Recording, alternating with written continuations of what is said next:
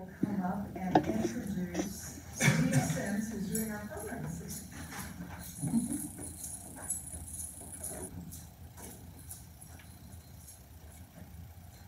Hello, everybody. Thanks for coming.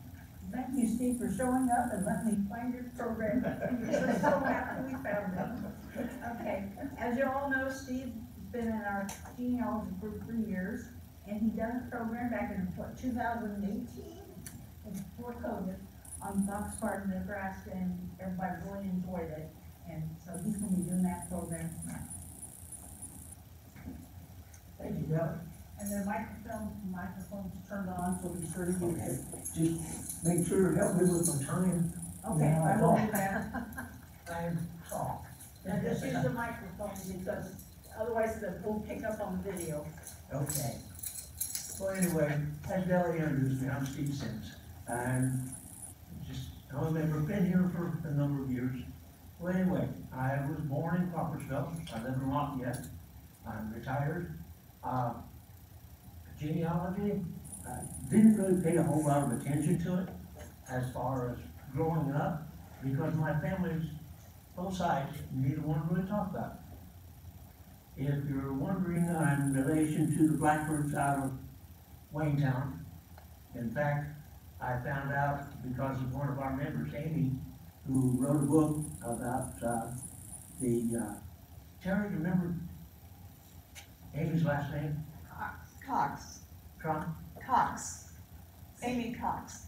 Amy Kunkel Cox, I think, legally. Okay. Well, anyway, Amy wrote a book about Brighton.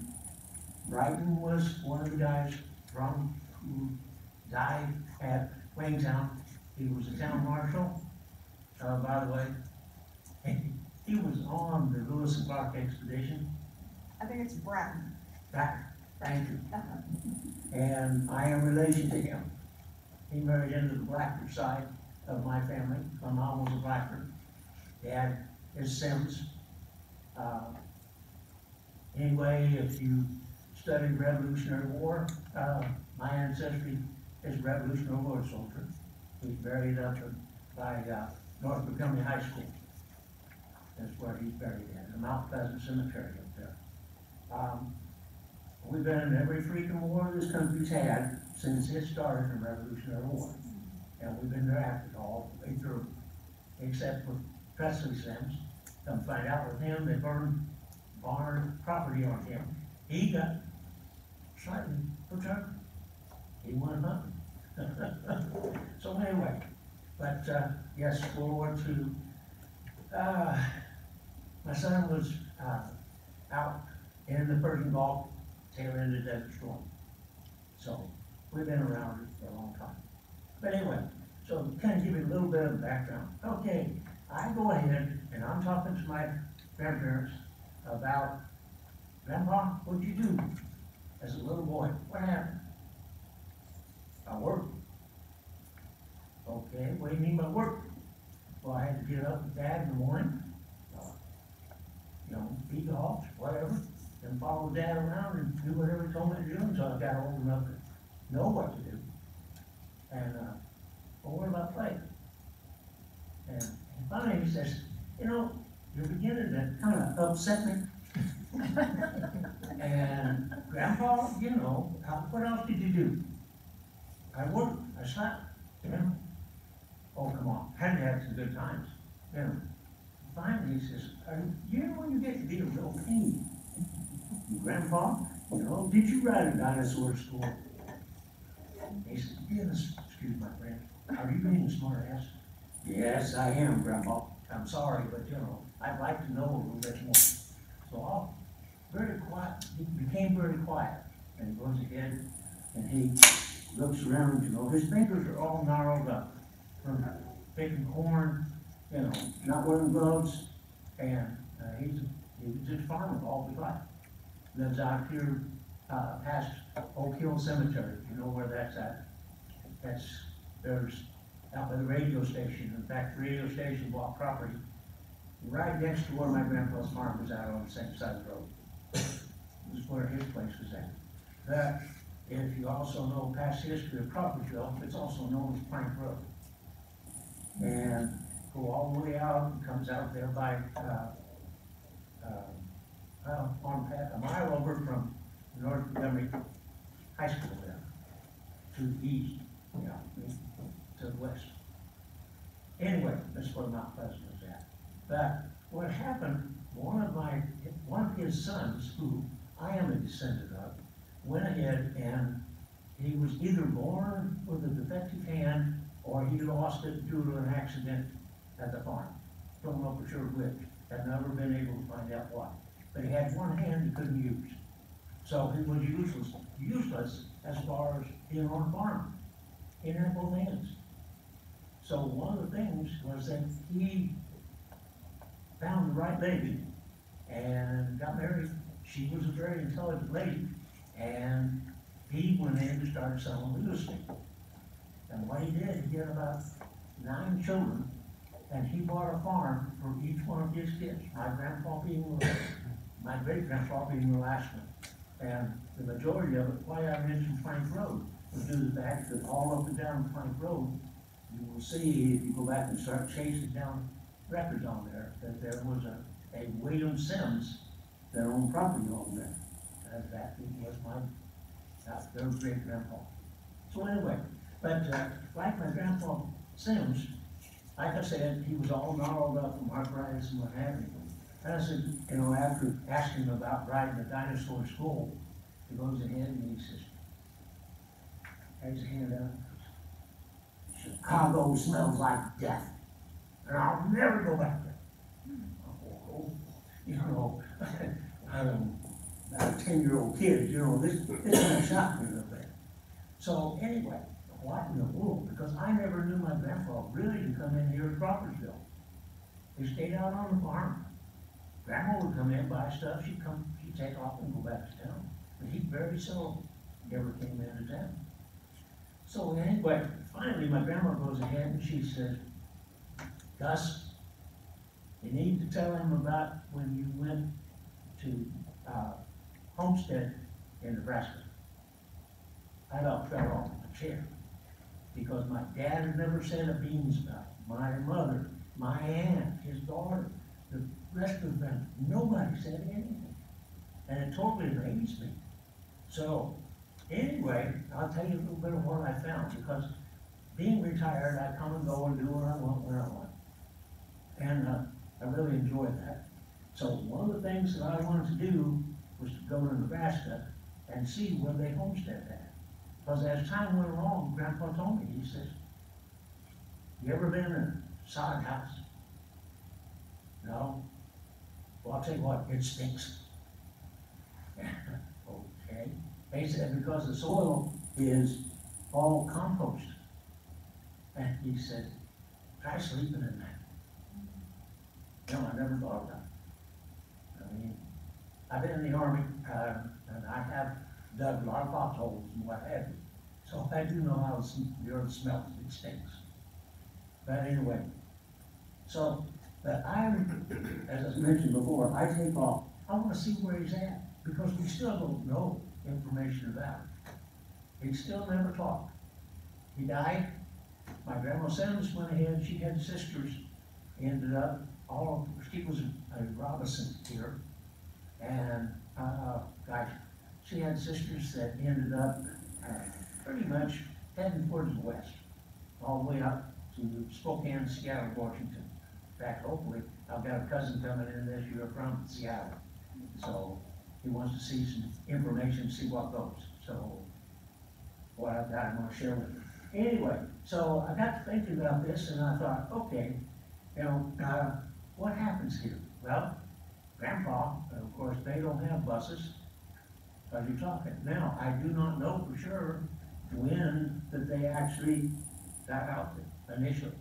I know it's sometime between Grandpa and Grandma, when they got married, I can surmise it ultimately come down around 1890 was when they got to Nebraska. And great grandpa took my grandpa. My grandpa was 6 years old, by the way. And so, I'm trying to find out information. Him telling me that Chicago smells like death and he'll never go there again. What happened? what transpired on this? Well, come to find out, it's part of my story. And then move on. Okay, I call my story Boxcar, Nebraska, because where they ended up was in Cedar County, Nebraska. Now, if you know Nebraska, anything about Nebraska, Cedar County, if you're familiar with Yankton, South Dakota, where the Missouri River runs through, that is, Cedar County, Nebraska is directly across the Missouri River from Cedar County. Yankton, South Dakota is. The reason it's called Yankton is named after the Indians that was in the area. They were called the Yankton Indians. Now, how I was able, the 1900 census went ahead, and I'm sorry, but I had new pictures of this, but I started the time off. My computer crashed, that I had my hard copy of this, and then I couldn't find my PowerPoint. And luckily for me, Kelly had went ahead, when I presented this before, this is my old PowerPoint system. So, but you'll have to forgive me, but this is the 1900 census, and something I wanted to check. Come to find out too, this looked like a 12. So I go ahead, and when I get to Nebraska out there, I'm looking for the township number 12, and it's not there. And so luckily for me, I'll explain it. But anyway, this put my grandparents, great-grandparents, parents, and my grandpa, his sister, in Nebraska in 1900. So, because our 1890 census, of course, are burned. They were destroyed in the fire in Washington, D.C., so you can't, in most cases, can't. Okay. So, moving on. Okay, what time did they come back? I don't know. Nobody knows. So, anyway, I'm going ahead trying to figure out, okay, when did they come back? Well, I knew that my great-great-grandpa went ahead and died in 1904. And my aunt said, hey, I think that they came back because the reason that they went to Nebraska was because they didn't think they were ever going to get a farm. And it was like the old problem with everything else. After the soldiers come back from the war, there are very few jobs. You're into an inflation. So you're trying to find a job. If you don't have one, you're in trouble. And that's been with every war that we've been involved with, including the Revolutionary War. Afterwards, they had money. So, anyway, this certificate of baptism, I found, we had a member that was part of the Mormon church here in Crawfordsville. And so I talked with Stephen, and hey, you know, I heard rumors that my grandpa was a Mormon, but I'm not for sure. My dad says he remembers as a little boy that there were guys that came and spent 2 weeks with him. And okay, I'm used to this. And they did it every year, helped on the farm. So, okay, maybe he's a Mormon. I don't know. His dad might have been a Mormon. I don't know. So anyway, I talked with Stephen, and we sat down and talked for a couple of hours. And then, lo and behold, about 2 years later, guess what? They joined the Mormon church. The whole family did. Father, mother, and the 2 kids. His sister and my grandfather. They were Mormons. But Stephen couldn't tell me, or wouldn't tell me. I don't know what was going on. But anyway, lo and behold, it did come about there, and it's dated 1904. So that then, I know for sure. That was the year that my great-grandfather, his dad, had passed away. And so upstairs on our Saturday night, or Friday night, once a month, then there are property records up there. And sure enough, in 1904, shows Presley Sims receiving property. So Andy. Okay, so anyway, now I know, gives me kind of some ideas as to what time that, Grandpa went. Now, but what goes? What's the story? Okay, now, this map of, Nebraska. Okay, something that I don't have on here, that I also found out. Over here, is Omaha. At one point in time, with Omaha, the, trains would wait till their turn came to cross over, because they had one bridge that ran over from Omaha and back and forth. What was ironic about that was that later on, they got off the train there in Mills County, Iowa, which is right alongside of the Missouri River. And by the way, on this boxcar, she was pregnant. My great grandma. So that began to give me then a date and time, at least 9 months.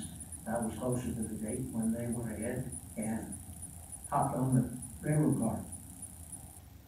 But anyway, one of the unique things about this, and I might mention too, why did I mention the Omaha, and why did they go to Omaha? Why did they go to Nebraska? Well, the railroads would print stuff up. This is one of the brochures. They grow them big in Nebraska. These are cabbages. So I think they kind of blew things out of proportion, you bet. Anything, go ahead, because what was going on here was that the railroad also, during that point in time, they had acquired all this property. And as they run out with the railroad, they went ahead and acquired additional property where they wanted to put a town. And so the towns were set up alongside the railroad. They wanted to sell it. That was what, to go ahead and make more money for the railroad, running the lines out. So what they did for stuff like this, blew things out of proportion. But who's to say what goes on? These people didn't have telephone, couldn't talk, they didn't have TV, didn't have radio. They were lucky if they even seen the newspaper. Here's onions, load them up on the back of the wagon. There again, advertisements. Now, these are potatoes. Loaded up in the back of the pickup truck. All in town. That's how big they grow in Nebraska. That's why you want to go. As you're looking through these things, you start beginning to get a kind of an image, it's based upon the buyer beware type situation. Now, this is the elevator that used to sit across from North Montgomery High School. This I found out where my great-grandfather rented half a boxcar. There was a siding that was made there at the North Montgomery High School site. They gave it the name of Cherry Grove. As I found out, talking with some engineers from the old Lone Arm Railroad, it was also known as Vinegar Hill. And I thought, Vinegar Hill? Where'd you get this from? Now, the engineer told me, he said, tell you what, when the wind was blowing north and south, he said, it really opened up your sinuses. You knew what was waiting, we knew what was waiting for us at Cherry Grove. Because they would pull up the train, and then they would load on then kegs of vinegar. And then they either take them to Indianapolis or take them on up to Chicago. So anyway, there was room there, and they went ahead and great-grandparents rented half a boxcar. They loaded up all his farm equipment, his few housing, beds, what have you, and packed them in the boxcar. The family rode to the back, to the boxcar, rode in the boxcar, never got out, other than when they were at Mills County, Iowa. And she had, as I said before, she had a baby there. So she was pregnant when all this was going on too. But anyway, so, the train picked up, took them out to Chicago. I found out on the train that during the approximate time of this, the train was called the Omaha, St. Paul, Milwaukee, Chicago Railroad. Because I was chasing down railroads at some point in time. The name of the railroad is the towns that they stop in, is what I found with this. That's how they got their names. So what would happen, they hauled out farm equipment out to Nebraska. At Nebraska, they go ahead, they drop off farm equipment, and they drop off lumber, what have you. They sometimes stopped in Iowa and picked up coal for the train, picked up coal from boxcars. They took it on up to St. Paul, Minnesota. Up there, they then dropped off all the stuff that was left on the trains, and they loaded up lumber, bring it back to Chicago, and then they start their circuit all the way around. This is kind of very interesting information. I went up, if you ever get a chance, how many of you ever been to the Monon Museum and Restaurant in Monon, Indiana? One person? Oh, come on, folks, you gotta go. If you want to change down some history, it's a unique place to do it. I sit there and the owner of the place at the time, he's now deceased, that he let me go ahead and read books out of his library. And that's where I found out a lot of things about the train and about what transpired. But anyway, at Omaha, I am not sure if they got off in Omaha or if they went ahead and continued on, because the train went on up to Yankton, South Dakota. That was not normally a major stop. But where my grandparents ended up at, I would imagine they stayed on that train as long as they possibly could. And I'll explain later. But anyway, this was the initial start. As I said, for you people that know where the radio station is at, that was very close to where the great-great-great-grandpa went ahead and gave him farm property. And that was the actual Sims homestead up there. This was, oh gosh, the date was stated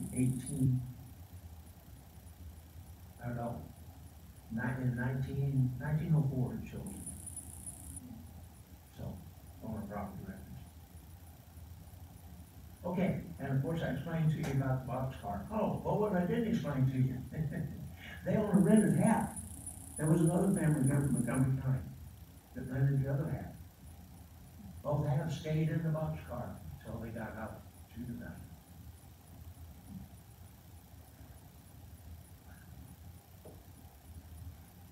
Okay, something that I found out about with trains, like I said, the Whistle Stop up there in Monon, Indiana. It's a nice restaurant that has a big museum.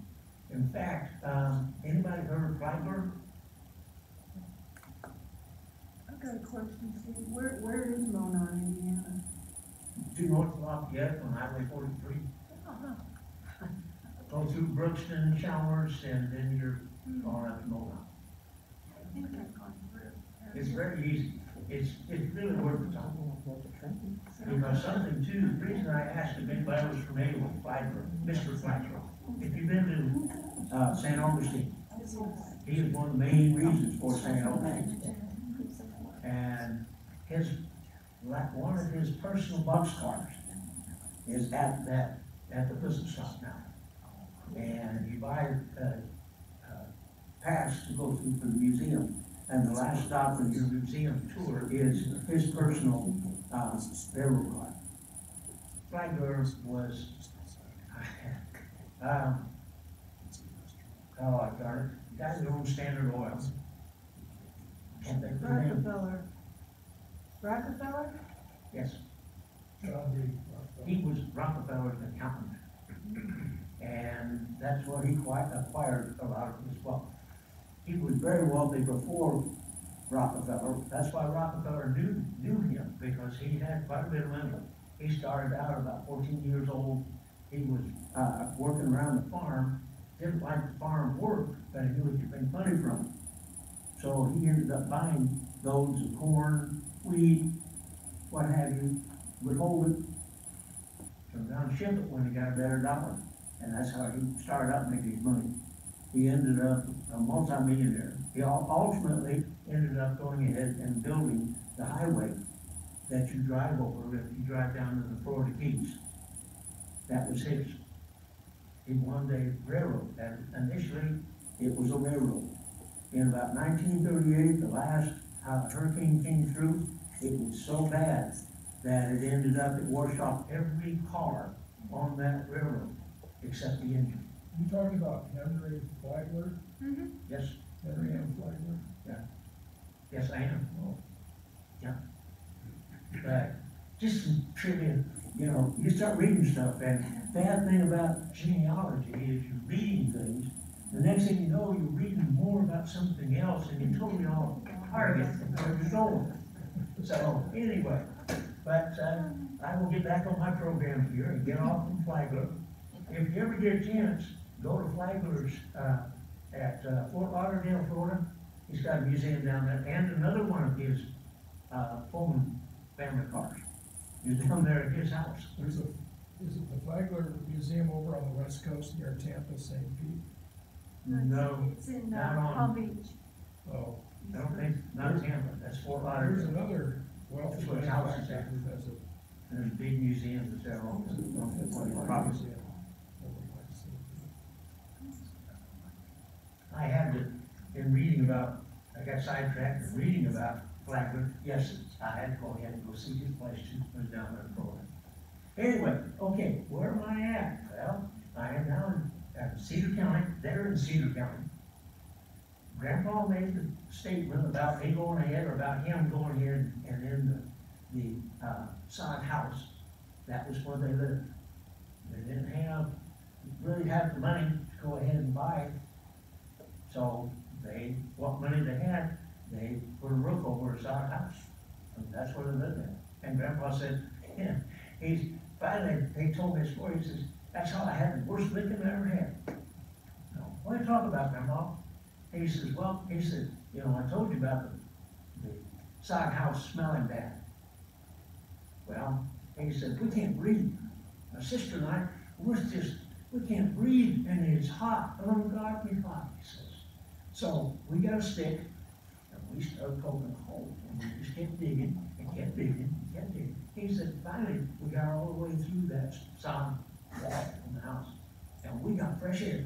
And he said, my sister go ahead and she nuzzled up as close as she could to the hole, and she's breathing deep and getting fresh air. And he said, finally, it's my turn. He said, I pushed her out of the way, and then I rolled over, and I started inhaling that fresh air. And he said, then my dad found out. And he said, oh, Dad just, he really, we got a whipping, a bad whipping. And he said, because you don't let in all the bugs and mice and whatever else, snakes, whatever else is crawling around out there, they're gonna get in our house. And Grandpa said, we didn't do it again. But anyway, where they were at, Cedar County, the county seat is, the name of it is Hardington. So I get to Hardington. I'm not aware of any problems. This building here was a Cedar County courthouse. This is where records. Now, another problem I run into, they didn't own property. They had no money to go ahead and buy property. So that's why they were there to homestead. The homestead said they had to stay there for 2 years, I believe it was. Don't quote me on the number of years, but there's a number of years they had to stay. And if they had to do an improvement. So an improvement could be digging a well, you know, there's various other things that would account, it would give them credit. But they had to stay on the property at least 2 years. So anyway, I'm looking around, and since they've never bought anything, how am I gonna find out where they're at? Well, I'm looking around, I finally drove around town. Now, I think probably the town maybe has 2,000 people in it. It's just oh gosh, I don't know, size-wise, spread out as it is, I would probably say Newmarket. It's not as big as Crawfordsville, but it is a county seat for Cedar County. But anyway, I found the Cedar County Museum. Well, in the museum are people there with genealogy and historical. So I said, okay, great, I found some places that I can get some help. Well, I talked with one lady and she says, okay, she said, now, what federal census are you looking at? 1900, that's what I figured. Now, you're looking at Cedar County, remember I showed you that up there? I said, yes, and she said, that number's wrong. The guy that did the census could not read or write, we found out. Oh, So, who knows, So luckily for me, she goes in, she makes a telephone call, there's a genealogist, a historian for Cedar County, and he then, yes, well, I'm already, she said, well, I thought you would know.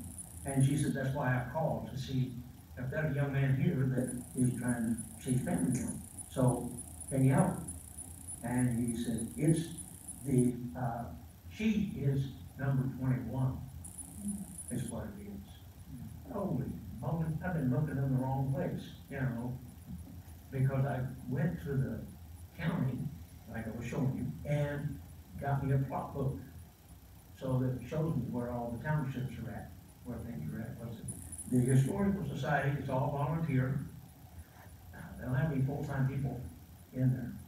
And so, becomes kind of difficult looking up information. Anyway, there is the actual building of it and what they had. She says, now, something that you might be very interested in is that I did know, it shows on the 1900 federal census that my grandpa, and he said that he had 8 years of education. Okay, where? Was it Montgomery County or is it in Cedar County? So, they've been talking with the Historical Society there. She said, well, I do have information for you. Good information and not so good. Oh, no. Well, we know where and we know the names of every school that was in every township. Oh, great. So, you have a list of the students? No, that's that. She said, but Nebraska government does. Oh, great. She said, but they haven't turned the names loose yet. From 1800 to 1900, they still kept the names. Come on, folks, this is the year 2000. A couple hundred years between. Easily. So anyway, as you all know, if you run the genealogy, things become difficult. She told me, she said, now, we're told that January of next year, we will get the names.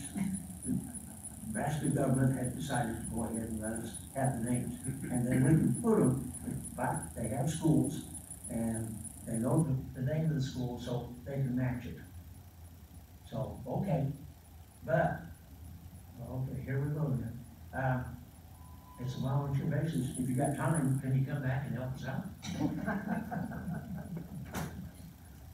And the time will tell. We'll see what happens. I haven't had a chance to go back. There's a full picture of it. As you see, there's a Lincoln log house back there that they had went ahead, the Historical Society had saved off of the left here. It's kind of dark if you can't see it. That's because it's a log cabin sitting there. So anyway, I spent several days in the place. Now, I'm wondering about Nebraska, because I'm thinking I was in the Army in Kansas, and so pretty much flat territory, and I thought, Nebraska, well, I have been through Nebraska before, and it seemed that the corn kind of waved, Well, that's why I took these pictures, because this is a road here. Takes off.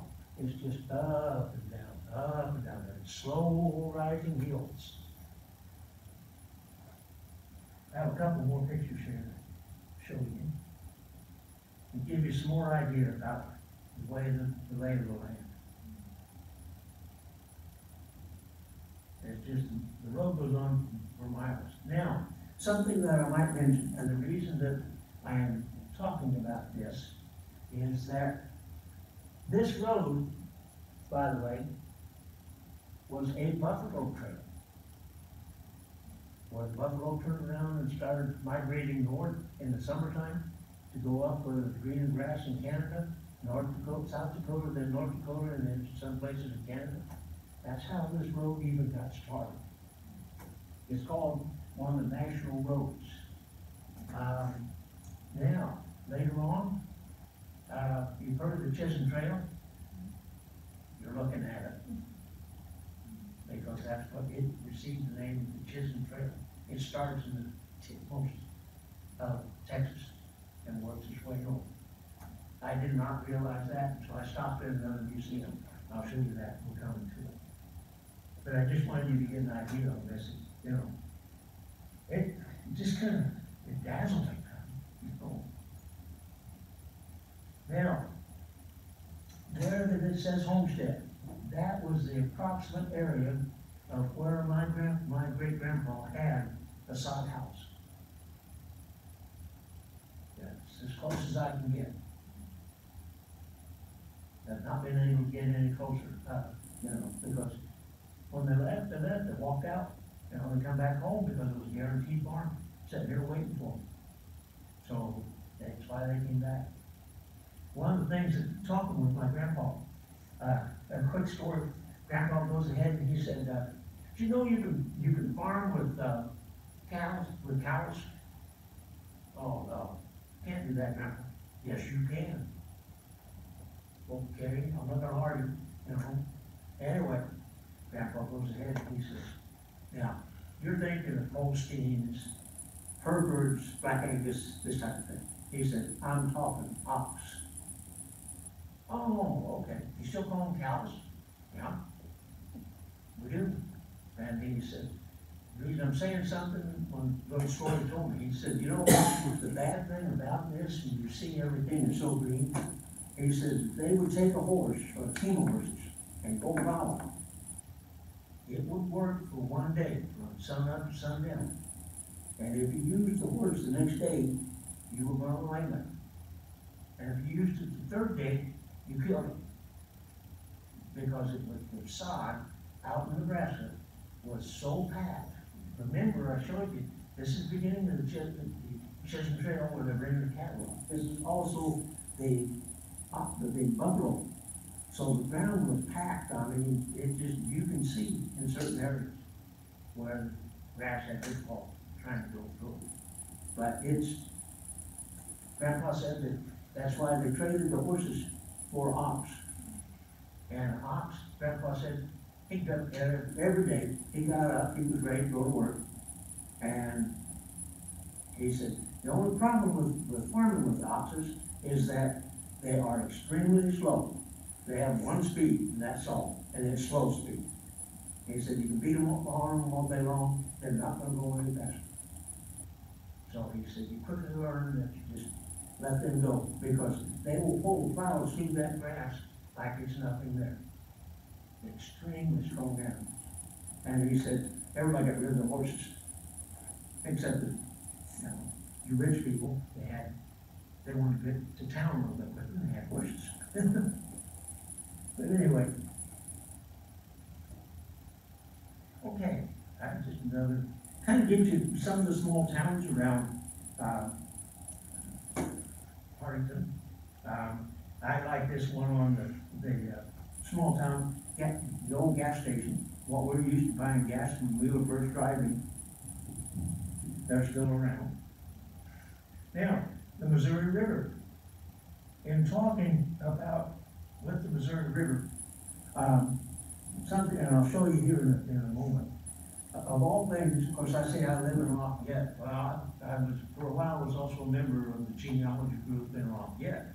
And so they were asking me whom I was researching on, because one of the, how that, well, put it this way, how that I know for sure that my great-grandpa was a Revolutionary War soldier was because that his, he has a grandson that became a lawyer in the 30s and moved to Lafayette, and he practiced law in Lafayette. In fact, he sat down with the great-grandfather And that's how that he started my great, Revolutionary War grandfather. He went ahead and set his paperwork up for the pension. And so he received $30 a month for the rest of the time on the pension. That's how also I know I've got his numbers. But anyway, in doing so, of course, I'm looking around a lot to get information on Sims. And one of the things that got me about this was I ran into a woman about my age. And come to find out, her great-grandfather was a steamboat operator. He was a captain on a steamboat. And she had chased him down to where he was on the Missouri River. He ran steamboats back and forth on the Missouri River. In fact, the last steamboat that he was on, how he got across, come across the country was he had enough money, this lady I was talking to, her great-great-great-grandpa, he had enough money to pay for his wife and daughter passage on board the ship. And then he worked his way across because he was a seaman. He was a captain. He didn't work as a captain, but that was how that he got him and his son a ride across the Atlantic. And so ultimately he ended up on the Missouri River there with steamboats. And by the way, in this area, they have over 200 crashes. Boats burned, ran adrift. If you read anything about Lewis and Clark, you'll also find that the Missouri River was terrible for having a lot of quagmire. And they would be knee-deep in muck, still in the river, pulling it, trying to get it pulled through. That boat would run around. And the Missouri, come to find out, and doing reading again in out museums, Missouri River was one of the worst in the country for having muck. And I thought, that makes sense. Because I just came this close of being arrested in Kansas for digging a car out to go ahead and build me a hot rod. When they went through, if you notice here, you don't see any, you see very few trees. What happens, the soil in Kansas and Nebraska does not have the clay base that solidifies the soil that we have here. They don't have that base like what we've got. And what happens is the rivers just keep melting into the soil underneath them, keeps melting in, and that's what creates the problems with the Missouri River. That's why they hit so many spots, and that's why over 200. But she was telling me when I was telling about the lady that her grandfather was a captain, and it changes. You know, the wind, what happened to it. I'm not a river expert. Not knowledgeable on it, but I know that it changes. I know the Wabash does a lot. Go fishing, and you have to be careful. You go back to the same spot next year, it may not be there because the muck underneath will sediment. So some fishing holes are not there. Of course, you don't go fishing now, but pollution will get you. Okay, you know, as I mentioned, now this is a museum that sets on the Nebraska side. And so I went into it, and inside of the museum is this is a replica of a pilot, of a captain, steamship captain, where he would stand up or whomever, driving the boat and watching where they're going. And right beside of that, you see there's a book, there's a Wild and Woolly Waters. And if I can, bear with me, a quote from him, his name is George Fitch, F-I-T-C-H. There is only one river that goes traveling sideways, that plays hide and seek with you today, and tomorrow follows you around like a pet dog with a dynamite cracker tied to his tail. That river is the Missouri. That's what the picture on my left, you're right. Hey, Steve, And that's a quote. 5 more minutes. 5 minutes? Okay. I'm just about done. So anyway, but this museum and was sitting right there on the edge of the Missouri River, so it gave me then more information. In fact, when the lady that I ran into there in Lafayette, I gave her the author's name, and she went and got some books that he had written. So, anyway, yeah, that's that. Okay, well, that pretty much. And then when I was talking about, this is a national highway. That's what this was sitting on the side of the road. Anything about that originally, the highway that I showed you going north there, because it goes on up into South Dakota, past Yankton, and through Yankton on north. But originally it was a buffalo trail, and then it became the Chisholm Trail, and then after that, it turned into a gravel road, and they continued using it. It ends up in Brownfield, Texas. So, anyway, that's the conclusion of my, thanks for putting up with it. Happy questions? Yes, ma'am. Did the smell of death in Chicago have anything to do with the stockyards? The smell of death in Chicago, was that the stockyards? Yes. Yeah, because the switching station right there was right at the stockyards. And so, Grandpa, I could get into that, but a farmer knows the smell of death. Or any person that's had animals knows the smell of death. And I say that because at my Grandpa Blacker's farm up by Wingate, you know, there were times that, of course, he was raising pigs, he was raising cattle, he had dairy cattle, he had sheep, and they would die. Well, in the meantime, you still got a plow of beans, you got a plow of corn, and then when you get done, you still got wheat combine, and then you've got to go ahead and bale hay. And so the time becomes very limited to farmers, especially during the summertime. And so you drag the carcasses out into a spot that hopefully doesn't, the wind is normally blowing one direction, so that's where you take it so that it blows the smell away. And so until you can get time to bury it. Those times a factor in farming, when you gotta make hay while the sun shines, as the saying goes. So that's what Grandpa was talking about, it had the smell of death. And that's why he said he never would forgot that. I never knew he'd even been there, but come to find out, he was in a boxcar. He was sitting in the middle of that stuff. And there was just no place to go. They had to breathe it, they didn't get out. Thank you, Steve. Steve, somebody asked about the west coast of Florida. That was Henry Plant.